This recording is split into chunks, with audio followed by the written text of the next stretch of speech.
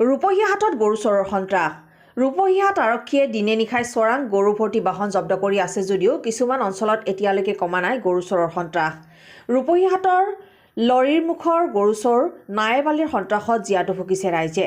যোৱা ৰাতি এজন গৃহস্থৰ ঘৰৰ পৰা গৰু নাইকিয়া হোৱাত সন্দেহৰ ভিত্তিত গৃহস্থই গৰু চোৰ নায়েব আলীৰ গৃহত পালে গৰুটো। বহুদিন ধৰি নায়েব আলীয়ে গৰু চুৰি কৰি চলাই আহিছে সন্ত্ৰাস। আজি নায়েব আলীৰ গৃহৰ পৰা চোৰাং গৰু উদ্ধাৰ হোৱাৰ পিছতে কাৱৈমাৰী আৰক্ষীক লগত লৈ উদ্ধাৰ কৰে গৰু। আৰক্ষীয়ে যাতে অতি সোনকালে গৰু চোৰ নায়েব আলীক কৰায়ত্ব কৰি উচিত শাস্তি প্ৰদান কৰে তাৰে দাবী জনায় ৰাইজে। ৰাতি 2:30 বজাত আমাৰ ঘৰৰ পৰা আমাৰ দাদা হয় নিজৰ দাদা ৰাতি এটা সময়ত গৰুখন নিলে মানে গৰুখনৰ 1 মাহ হ'ব মানে গৰুখনৰ বাছুৰ এখন আছে যোৱাৰ পাছত আমি তাহাঁতৰ ঘৰত গৈছো গৈ পিনে আমি গৰুখন পালো পোৱাৰ পাছত সিহঁতে কৈ আছে এইটো আমি কিনি আনিছো আমি কৈছো ৰচিদখন দেখাৰ গৰু বুলি এনেকৈ আমি কৈ নামানাৰ পাছত আমি কি কৰিলো আমি কাৱৈমাৰী আৰক্ষী মহোদয়ক লৈ আমি তাহাঁতৰ ঘৰত গৈছো গৈ পিনি পুখুৰীত গৈ আমি বাছুৰখন উদ্ধাৰ কৰিছো কাৱৈমাৰী আৰক্ষী মহোদয়ক লৈ তাৰ পাছত এতিয়া থানালৈ আমি আহিছো সিহঁতক কঠোৰ শাস্তি দিব লাগে এইখিনি আমাৰ আবেদন। কি হৈছিল কওকচোন?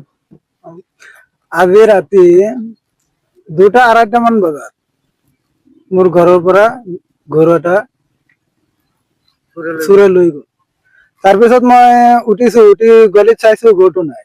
তাৰপিছত মই গৰুটো যে লৈ গৈছে সেইটো এটা চিন হৈ আছে সেইটো চিন দি মই গৈছো গৈ মই লৰিমুখ নাইবালিৰ ঘৰত মই গৰুটো পাইছো যে সিহঁতে জব কৰি পেলাইছে।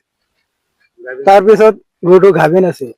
তাৰপিছত মই বাছুৰটো চাইছো তাৰপিছত মই তাৰ পৰা গুচি আহিছো থানাত আহিছো থানাত আহি মই থানাক ছাৰক জনাইছো তাৰপিছত ছাৰ গৈছে গৈ সেইখিনি বস্তু চবকেইটা লৈ উদ্ধাৰ কৰি থানাত আনিছে। গৰুটো আপোনাৰ আছিল? গৰুটো মোৰ আছে। ক'ত পাইছে? নাইবালিৰ ঘৰত লৰিমুখ নাইবালিৰ ঘৰত পাইছো। তেওঁ কি কচাই নেকি? কচাই হয়। আগৰ পৰাই সি তাৰ বহুত চুৰি কেছ আছে এনেকুৱা গৰু চুৰ কৰি আনি গৰু জবাই কৰে ঘৰত জবাই কৰে। ৰূপহীহাটৰ পৰা সাদ্দাম চৌধুৰীৰ ৰিপৰ্ট আছাম ৰিপৰ্টছ লাইভ।